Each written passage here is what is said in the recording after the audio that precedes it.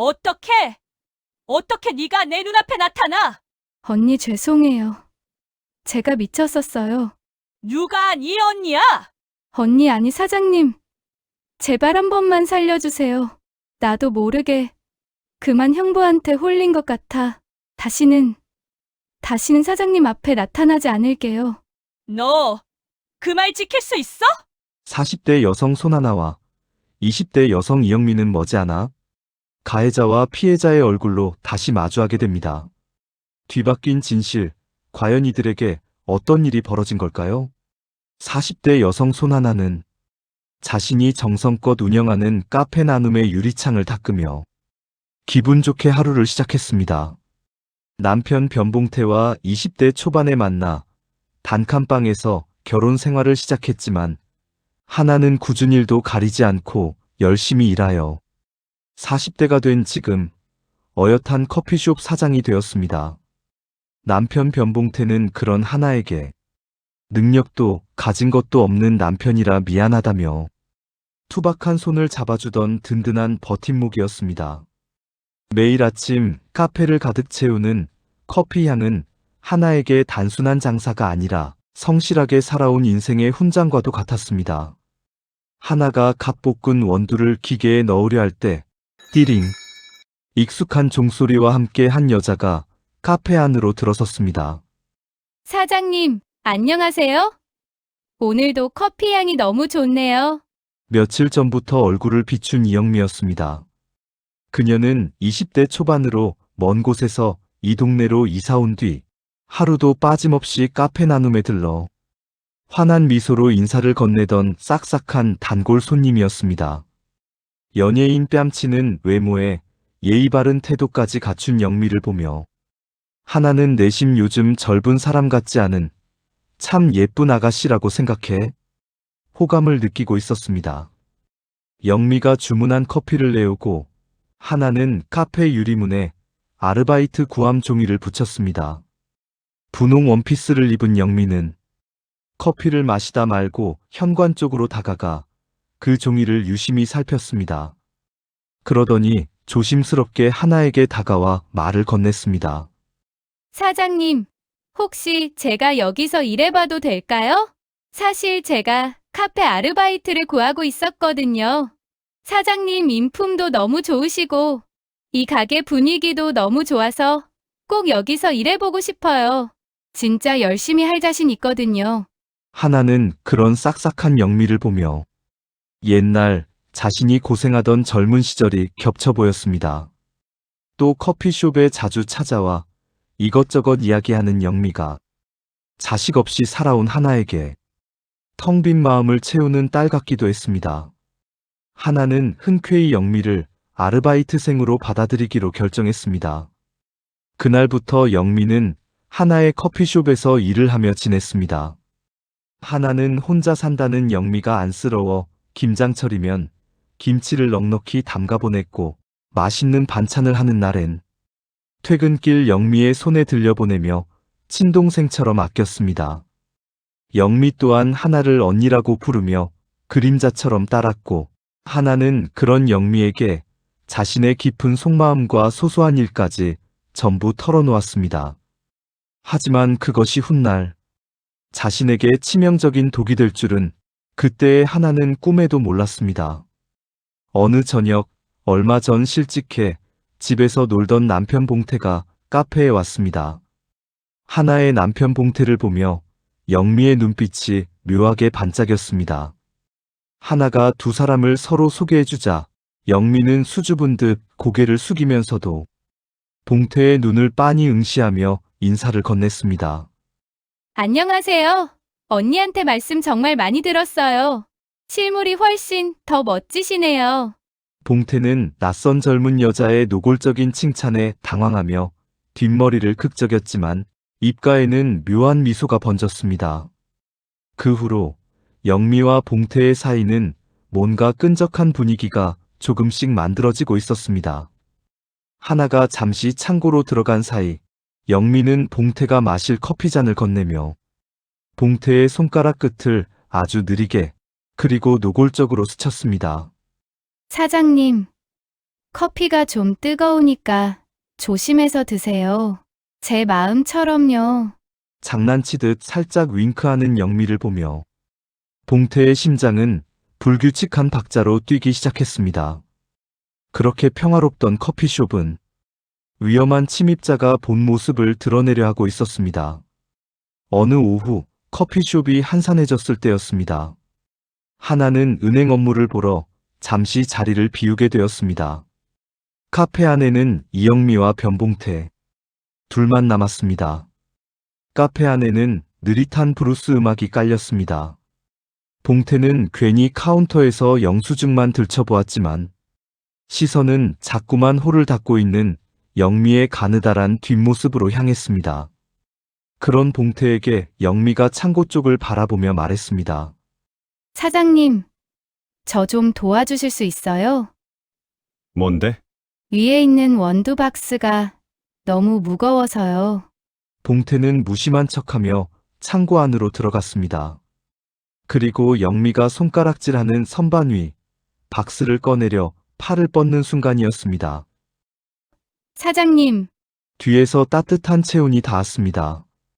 영미가 아주 자연스럽게 그러나 의도적으로 봉태의 허리를 가볍게 감쌌습니다. 좁고 폐쇄된 창고 안. 영미의 진한 향수가 봉태의 코끝을 찔렀습니다. 어머, 운동하세요? 봉태의 몸이 순간 굳었습니다. 뭐야? 갑자기. 생각보다 몸이 좋으신 것 같아서요. 영미는 아무렇지 않게 말했지만 손은 바로 떨어지지 않았습니다. 오히려 손가락 끝으로 봉태의 등 근육을 살짝 훑어내렸습니다. 지금 뭐 하는 거야? 아, 죄송해요. 영미는 웃으며 봉태에게 두른 양팔을 풀었습니다. 그리고 뒤돌아선 봉태에게 새침하게 말했습니다. 둘이 있을 땐 사장님 말고 오빠라고 부르고 싶어요. 그래도 되죠? 오빠, 봉태는 헛웃음을 삼키며 우물쭈물거리다 고개를 끄덕였습니다. 봉태는 창고에 나와 카운터를 지키며 아내 하나에게 무언의 죄책감이 들었지만 방금 전 등에 닿았던 영미의 보드랍고 야릇한 감촉이 자꾸 생각났습니다. 그때 문이 열리며 하나가 들어왔습니다. 나 다녀왔어. 무슨 일 없었지? 영미는 얼굴색 변화 없이 말했습니다. 언니, 잘 다녀오셨어요? 무슨 일은요? 아무 일도 없었어요. 그날따라 영미는 일부러 봉태 곁에 머물며 팔이나 등을 스쳤고 봉태도 이상하게 싫지 않았습니다. 그리고 커피숍 마감 시간이 되었습니다. 하나는 급하게 가방을 챙기며 말했습니다. 나 오늘 친구들 모임 있는 날인 거 알지? 마감 부탁해. 그래. 어서 가봐. 미안, 먼저 갈게. 영미야, 오늘 마감 좀 도와줘. 그럼요, 언니. 걱정 말고 가세요. 하나가 나가자 카페에는 또 둘만 남았습니다. 잠시 어색한 정적이 흘렀습니다. 봉태는 괜히 말을 꺼냈습니다. 아까 한 말 말이야. 무슨 뜻이야? 뭐가요? 영미는 모르는 척 웃었습니다. 창고에서. 아, 영미는 잠깐 고개를 숙였다가 다시 올렸습니다. 반짝이는 영미의 눈동자에는 노골적인 유혹이 서려 있었습니다. 싫으셨어요? 아니, 그런 건 아닌데. 그 말이 나오자 둘 사이의 공기가 미묘하게 달라졌습니다. 컵을 닦던 영미의 손이 잠시 멈췄습니다. 다행이다. 영미는 작게 웃었습니다. 그날 마감은 평소보다 길어졌습니다. 말은 많지 않았지만 침묵이 불편하지 않았습니다. 오히려 서로를 의식하는 시간이었습니다. 마른 행주를 건네다 손이 다시 스쳤습니다. 이번에는 봉태도 손을 먼저 떼지 않았습니다. 오히려 영미의 손가락을 살며시 쥐었습니다. 마지막 불을 끄고 카페를 나섰습니다. 밤 공기가 차갑게 내려앉아 있었습니다. 영미가 먼저 말을 꺼냈습니다. 오늘 좀 늦었네요. 그러게. 둘은 자연스럽게 같은 방향으로 걸었습니다. 오빠는 지금 행복하세요? 봉태는 쉽게 대답하지 못했습니다. 머릿속에는 20여 년 전 결혼 서약을 하는 아내 하나의 얼굴과 현재 40대가 된 아내 하나의 얼굴이 스쳐 지나갔습니다. 하지만 바로 옆에서 자신을 바라보는 영미의 고운 얼굴이 변봉태, 그의 죄책감을 잠재웠습니다. 왜 그런 걸 물어? 그냥 궁금해서요. 언니는 뭐랄까? 너무 심심하잖아요. 근데 오빠 같은 남자는 가끔씩 나쁜 장난도 하고 싶을 것 같아서.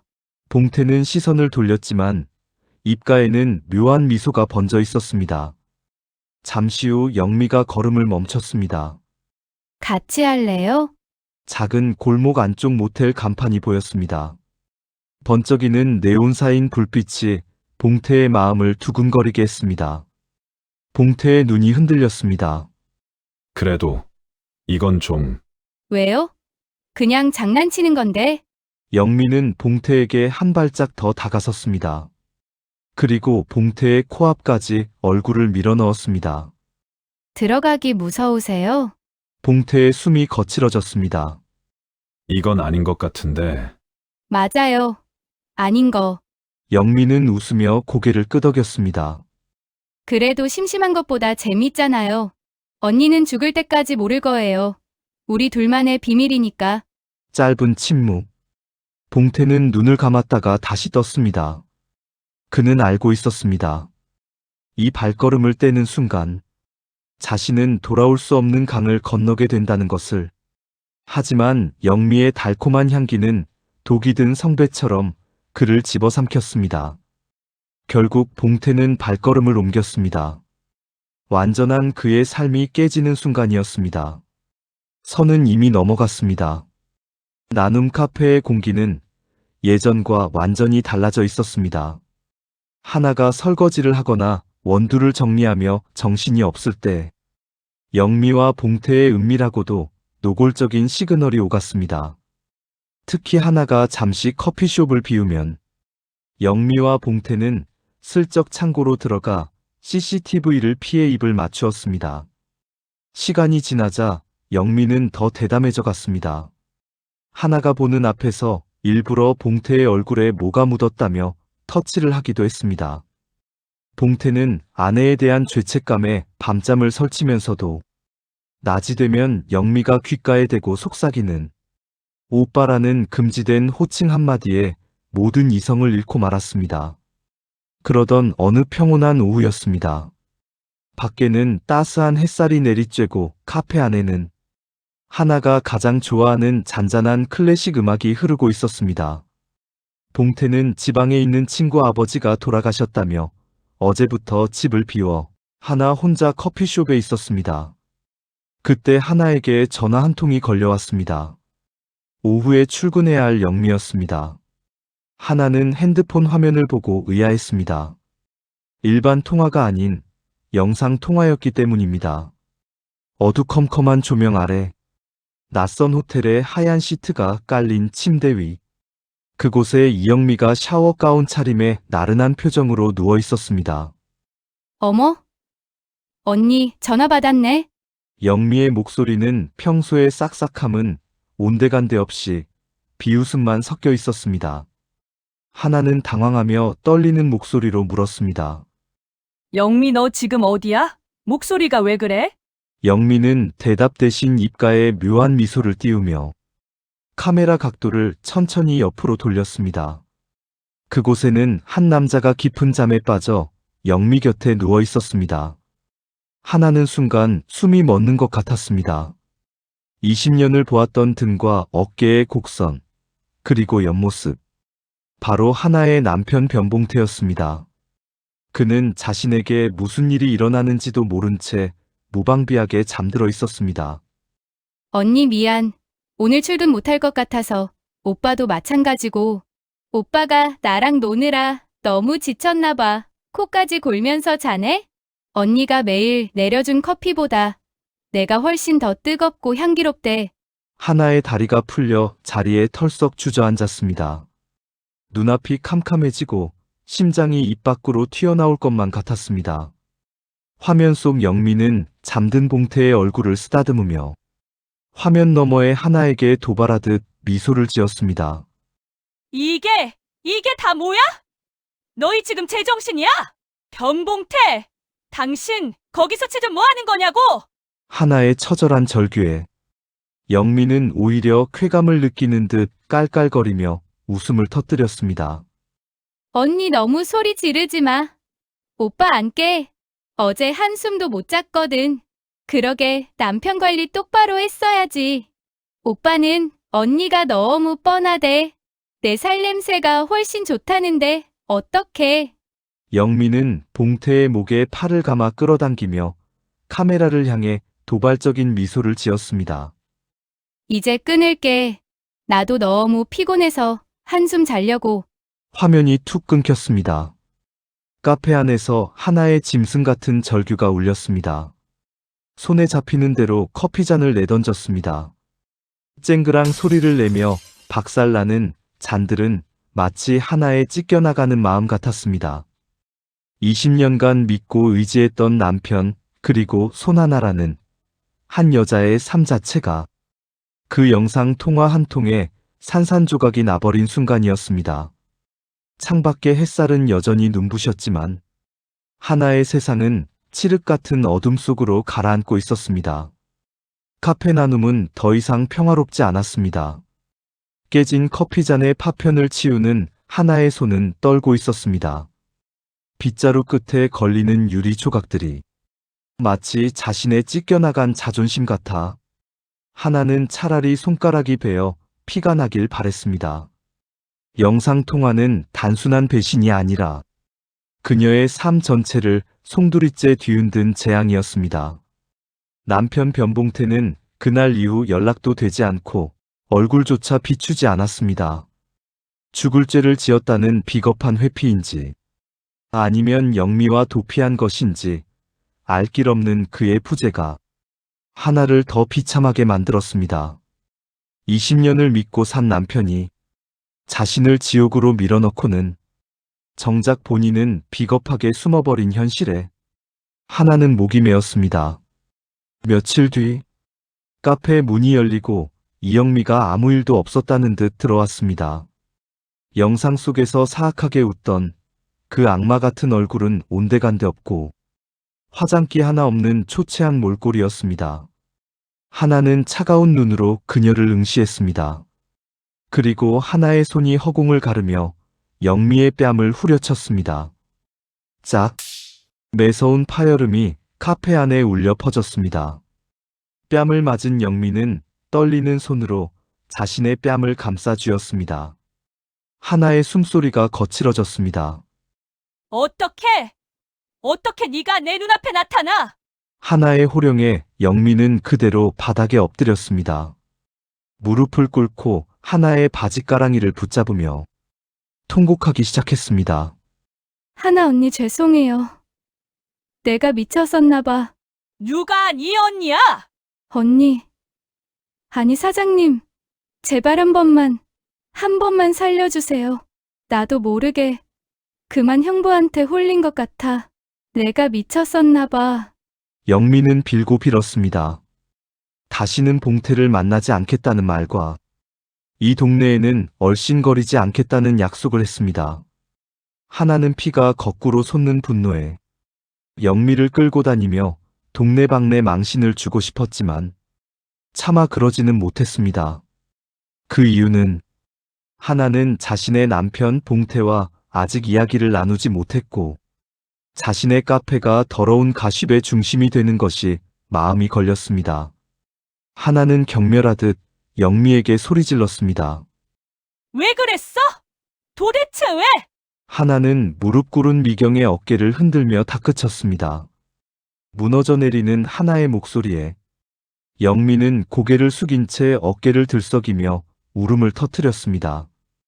그리고 영미는 가방에서 종이 한 장을 꺼내 테이블에 앉아 서둘러 글을 써내려갔습니다. 다시는 변봉태와 개인적으로 만나지 않겠으며 이 동네를 떠나겠다는 내용이었습니다. 이걸로라도 제 진심을 믿어달라며 떨리는 척 지장까지 찍어 종이를 내미는 영미의 모습에 하나는 결국 그 오물 같은 각서를 받아들었습니다. 하나에게 이 각서는 용서가 아니라 무너져가는 가정을 붙잡으려는 처절한 버티기였습니다. 영미가 카페를 나서자마자 향한 곳은 골목 어귀에 세워진 검은 세단이었습니다. 그 안에는 영미의 언니 이미경이 서늘한 눈빛으로 기다리고 있었습니다. 영미는 차에 올라타자마자 언니 미경에게 웃으며 핸드폰을 내밀었습니다. 영미의 핸드폰 속에는 방금 전 자신이 쓴 각서를 찍은 사진이 있었습니다. 미경은 만족스러운 듯 입꼬리를 올렸습니다. 역시 내 동생 잘했어. 이제 저 여자가 이 각서를 빌미로 돈만 요구하게 만들면 돼. 법은 서류로 말하는 거야. 각서가 있다는 건 우리가 강압적으로 협박당했다는 가장 확실한 증거가 될 테니까. 미경은 그렇게 말하고는 차창 너머로 카페 안에서 각서를 가슴에 품고 주저앉아 울고 있는 하나를 응시했습니다. 손 하나가 받은 그 종이 쪼가리가 이제 우리 밥줄이야. 그렇게 카페 밖 영미의 차는 소리 없이 어둠 속으로 사라졌습니다. 생각지도 못한 가장 악독한 덫이 하나의 숨통을 조여오고 있었습니다. 며칠 뒤 카페 문은 여전히 굳게 닫혀 있었습니다. 하나는 영미가 남긴 그 오물 같은 각서를 가슴에 품고 남편 변봉태가 구차한 변명이라도 들고 돌아오기만을 기다렸습니다. 거실 소파에 멍하니 앉아 현관문 소리에만 온 신경을 곤두세웠지만 남편은 그림자조차 보이지 않았습니다. 그 지독한 적막이 하나의 마음을 야금야금 갉아먹고 있었습니다. 대신 하나의 휴대폰을 울린 건 영미의 언니 이미경의 전화였습니다. 안녕하세요. 저 영미 언니 이미경이라고 해요. 이영미 언니라고요? 하나는 혈혈단신이라는 영미의 거짓말에 속아 이것저것 챙겨준 자신이 바보 같았습니다. 영미 일로 너무 죄송해서 좀 뵙고 싶어요. 내가 왜요? 앞으로 그쪽과는 얼굴 마주치고 싶지도 않아. 하나가 화를 내자 미경은 동생의 잘못을 진심으로 사죄하며 재차 만남을 청했습니다. 사장님, 영미 일은 정말 면목이 없어요. 다 동생 잘못 키운 제 잘못이에요. 제가 대신 무릎이라도 꿇고 사과드리고 싶어요. 잠시만 얼굴 좀 뵙죠. 정말 부탁드려요. 하나는 망설였지만 이미경에게 혹시나 남편의 행방을 들을 수 있는가 싶기도 해서 약속 장소로 나갔습니다. 조용한 카페 구석. 영미 언니, 이미경은 하나에게 연신 죄송하다며 사과를 했습니다.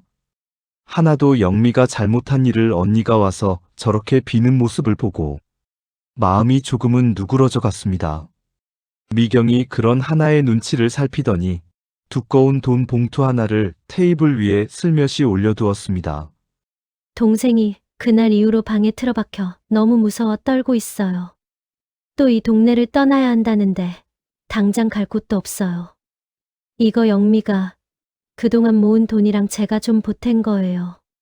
사장님이 눈에 띄지 말라고 해서 영미가 동네를 벗어난다고 각서를 썼다는데 제발 그 각서 없던 일로 해주시고 혹시나 고소만은 말아주세요. 제발 자비를 베풀어 주시면 안 될까요? 하나는 눈앞의 봉투를 보며 헛웃음을 터뜨렸습니다. 20년의 세월과 처참하게 짓밟힌 자존심이 고작 이 돈뭉치로 보상될 리 없었습니다. 이러려고 부른 거였어? 두 말 안 할게요. 다시 내 눈에 띄지 마요. 죽고 싶지 않으면. 사장님, 무섭게 왜 그러세요? 금액이 마음에 안 드세요? 이게 돈으로 해결될 일이라고 생각해? 사장님 화난 마음에 비하면 저희가 드리는 액수는 너무 작죠? 그래도 저희 성의 표시예요. 하나는 어이가 없어 다시 소리쳤습니다. 억만금을 가져와 봐요. 이 돈으로 택도 없으니까.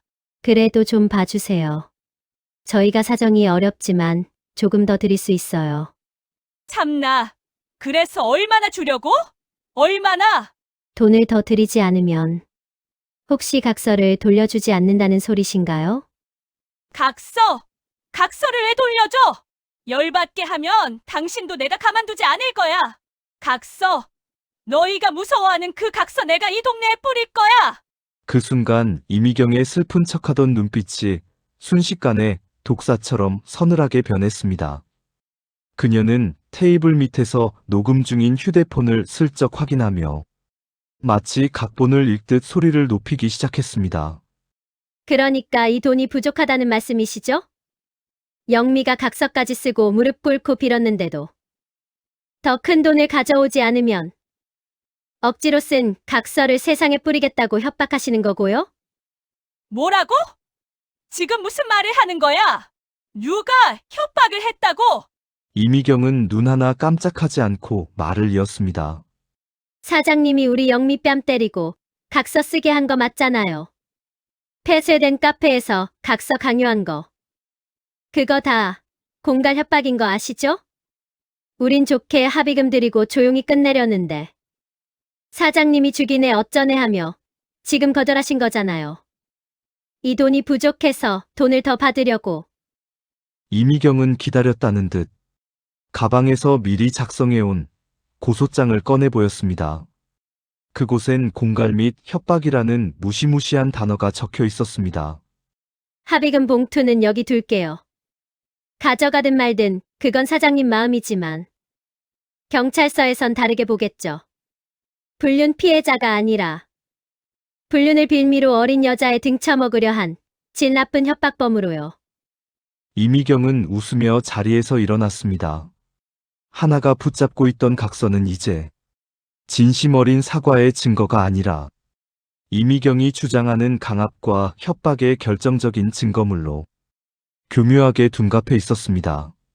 하나는 생각지도 못한 일에 놀라 몸이 얼어붙었습니다. 그리고 테이블 위에 덩그러니 놓인 돈 봉투와 고소장을 바라보며 온몸의 기운이 다 빠지고 넋이 나갔습니다. 자신이 이미 거대한 거미줄에 걸려들었으며 그 거미줄을 짠 것은 다름 아닌 착한 동생인 줄 알았던 이영미라는 사실을 뼈저리게 깨달았습니다.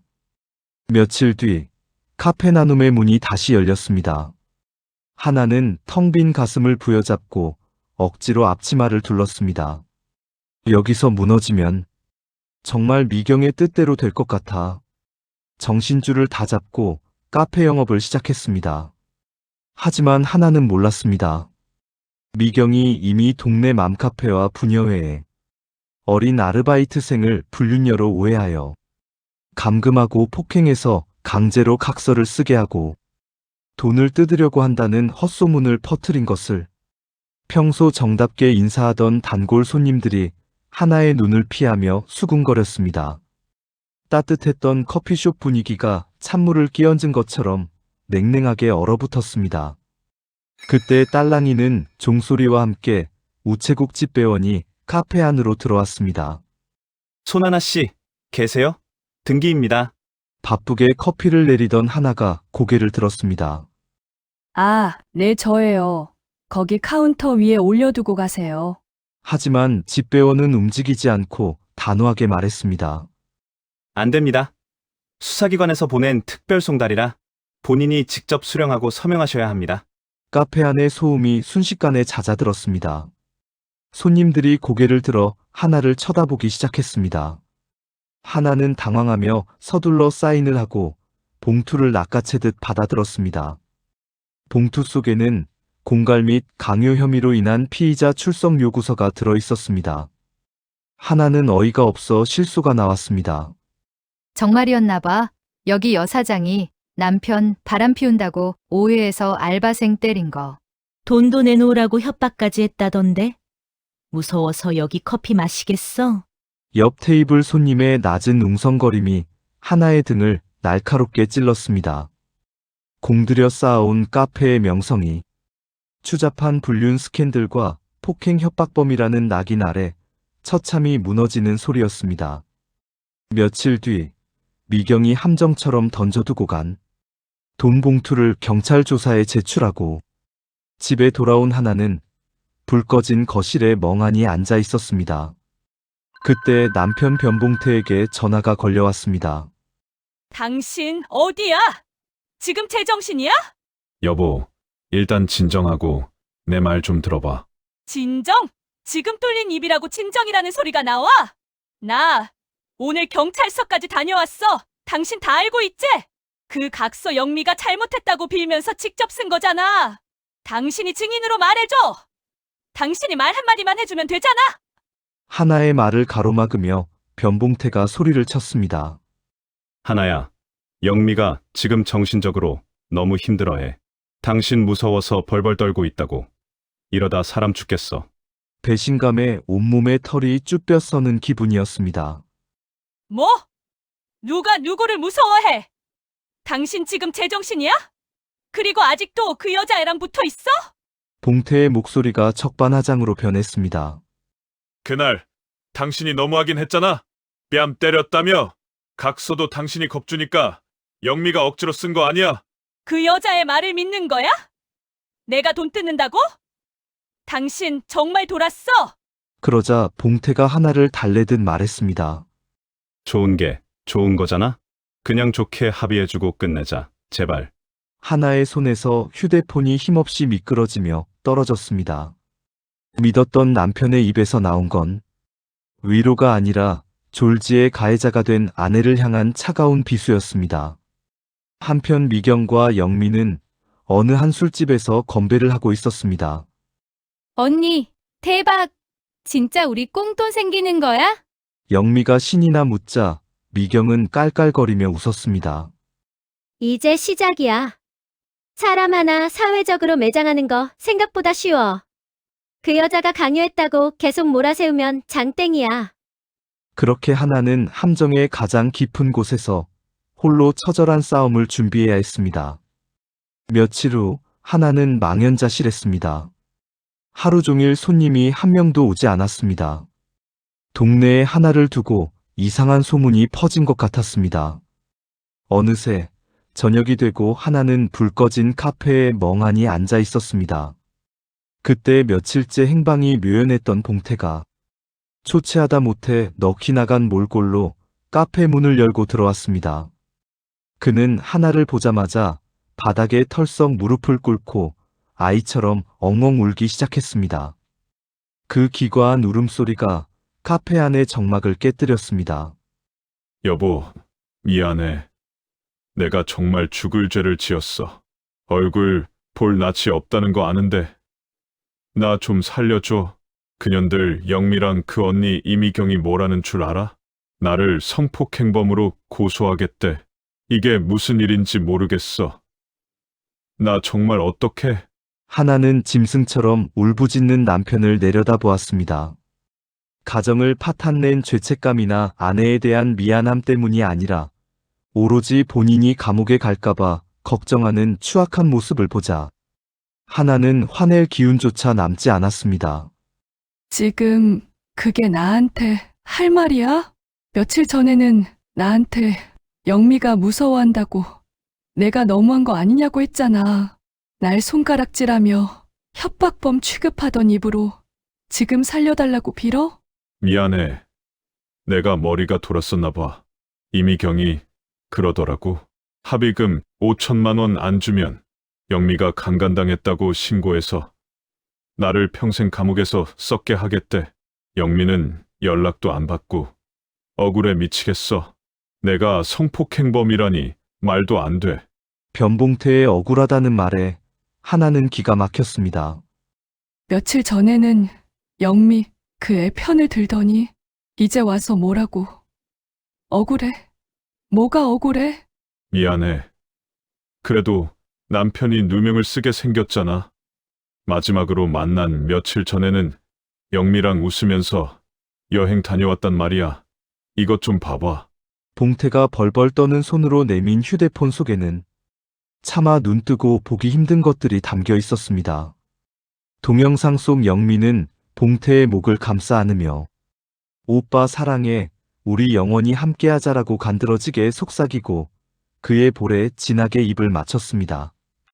환하게 웃으며 애교를 부리는 영미의 얼굴 어디에도 강압이나 공포의 기색은 찾아볼 수 없었습니다. 동영상을 지켜보던 하나의 눈빛이 순간 날카롭게 번뜩였습니다. 절망으로 엉킨 실타래를 풀어낼 실마리를 포착한 듯 했습니다. 하나는 봉태의 손에서 휴대폰을 낚아채듯 챙겨들었습니다. 다음 날 오전 하나는 카페로 찾아온 미경과 마주 앉았습니다. 미경은 여전히 승리를 확신한 듯 우아하게 차를 한 모금 마시고 하나를 향해 말했습니다. 사장님, 합의금 준비됐어? 경찰서 조사실 공기는 좀 어땠나 몰라? 공갈 협박 피해자로 앉아보니까 이제야 세상 무서운 줄 알겠지? 이번에 남편 성폭행 고소장 접수하기 전에 빨리 결정하는 게 좋을 텐데.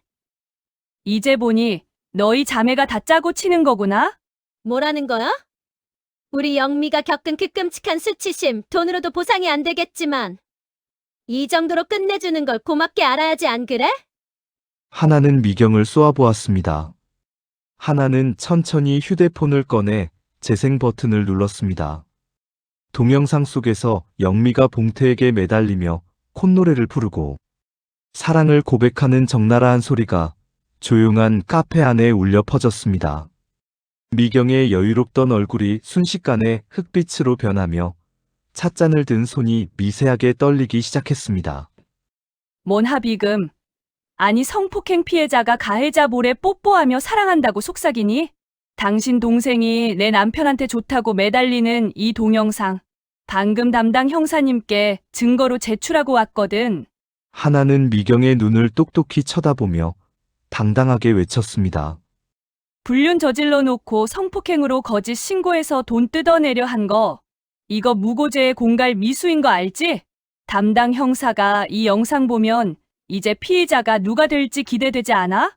놀란 미경의 입술이 파르르 떨렸습니다. 미경은 할 말을 잃은 채 멍하니 화면 속 영미의 웃는 얼굴을 바라보았습니다.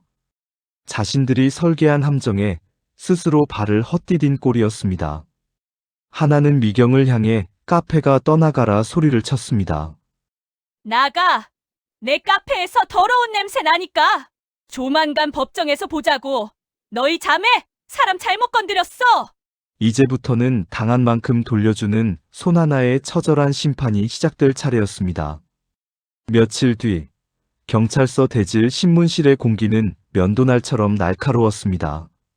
형사를 사이에 두고 마주 앉은 하나와 이영미, 이미경 자매 사이에는 숨막히는 정막이 흘렀습니다. 이미경은 손 하나를 노려보았고 동생 이영미는 옆에서 연신 눈물을 훔치며 겁에 질린 피해자 연기를 이어갔습니다. 이 영상 이게 무슨 증거야?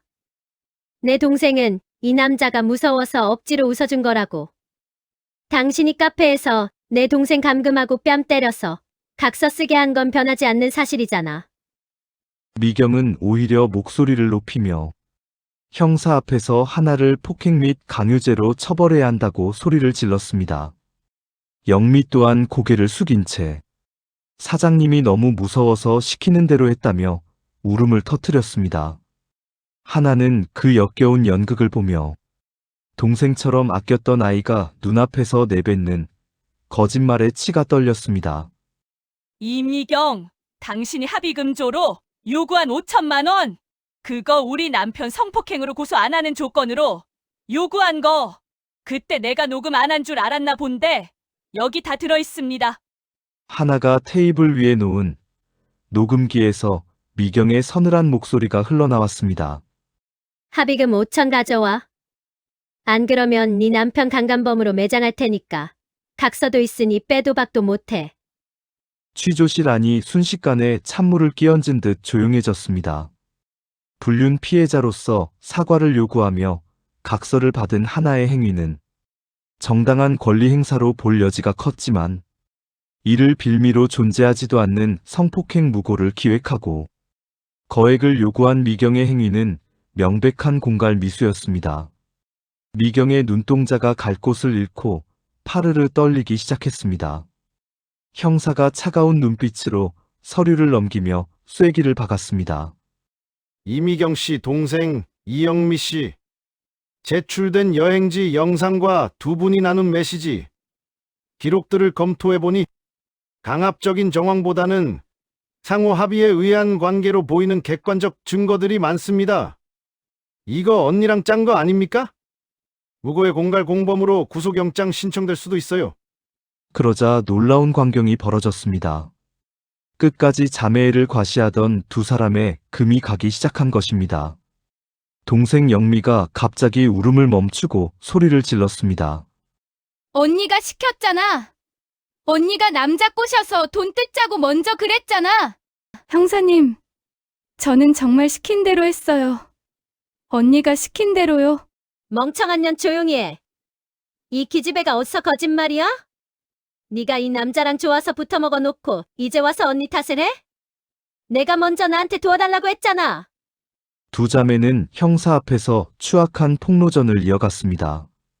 더러운 본 모습이 만천하에 드러나는 순간이었습니다. 이 광경을 지켜보던 봉태는 이제야 자신이 한 짓이 부끄러워졌습니다. 형사는 한심하다는 듯 봉태를 바라보며 서류를 정리했습니다. 변봉태 씨, 당신 성폭행 혐의는 벗었습니다. 하지만 본인 불륜 때문에 이 사달이 난 건 아시죠?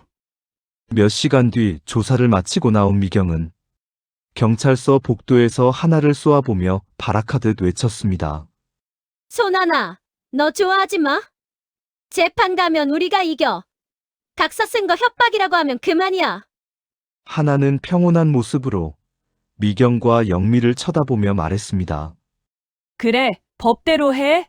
난 당신들이 내 인생에서 완전히 썩어서 치워질 때까지 끝까지 갈 거니까. 당신들이 만든 그 지옥, 이제 당신들이 들어갈 차례야. 경찰서를 나서는 하나의 뒤로 봉태가 비굴하게 고개를 숙이며 따라갔습니다. 하지만 하나는 뒤조차 돌아보지 않았습니다. 이제 막 진흙탕 싸움의 법적 절차가 시작되었을 뿐이며 하나에게는 아직 처리해야 할 가장 큰 오물인 남편이 남아 있었습니다. 그로부터 몇 달 뒤 경찰 조사가 끝나고 사건이 검찰로 송치되어 재판이 열리기까지 하나에게는 평생보다 긴 인고의 시간이었습니다. 드디어 선고 공판날, 법정의 공기는 얼음장처럼 차갑고 무거웠습니다. 피고인석에 나란히 앉은 이미경과 이영미는 판결문이 낭독되는 내내 서로를 향해 증오의 눈빛을 주고받았습니다. 피고인 이영미는 피해자 손하나의 정당한 권리 행사를 빌미로 성폭행 무고를 모의하고 거액의 합의금을 가로채려 한 바 그 죄질이 매우 불량하다. 공범 이미경은 동생을 사주해 가정을 파탄내고 무고한 사람을 범죄자로 몰아세운 행위로 법에 준엄한 심판을 피할 수 없다. 이에 피고인 이미경에게 징역형을, 이영미에게는 집행유예를 선고한다. 재판장의 망치 소리가 3번 울리는 순간 미경은 비명을 지르며 법정 바닥에 주저앉았습니다. 영미 또한 울부짖었지만 법정 안의 누구도 그들의 가짜 눈물에 고개를 돌리지 않았습니다. 인생을 송두리째 흔들었던 지옥 같은 함정에서 드디어 벗어나는 순간이었습니다. 하나는 그 광경을 지켜보며 참았던 숨을 길게 토해냈습니다. 그것은 승리의 기쁨이라기보다 지독한 오물을 씻어낸 뒤의 허탈함에 가까웠습니다. 잠시 뒤 재판이 끝나고 변봉태가 하나를 따라 나섰습니다. 그는 마치 대단한 승리라도 거둔 것처럼 웃으며 하나의 팔을 붙잡았습니다. 여보, 봤지? 나 무죄 나왔어. 이제 우리 예전처럼 다시 시작하면 돼. 나 당신 없으면 죽는 거 알잖아? 응? 하나는 걸음을 멈추고 봉태를 차갑게 돌아보았습니다. 변봉태는 여전히 반성보다는 본인의 살궁리만 했습니다. 오랜 세월을 함께한 남편이었지만 이제 그 얼굴은 낯선 타인보다 더 남처럼 느껴졌습니다. 하나는 가방에서 미리 준비한 이혼 서류를 꺼내 변봉태의 가슴에 매몰차게 찔러 넣었습니다. 사인해. 뭘 말이야? 소송까지 가서 불륜 사실 더 공론화되고 땡전 한 푼 없이 쫓겨날래? 아니면 여기서 마지막 잡이라도 받을래?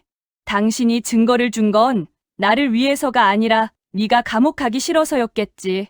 당신은 법적으로만 무죄지만 내 인생에서는 여전히 최악의 배신자이자 가해자야. 당신이라는 오물을 내 인생에서 치우는 게 나의 판결이야. 하나의 서늘한 눈빛에 압도된 봉태는 아무 말도 못한 채 서류를 받아들였습니다. 하나는 뒤도 돌아보지 않고 법원 계단을 내려가 햇살 속으로 걸어갔습니다.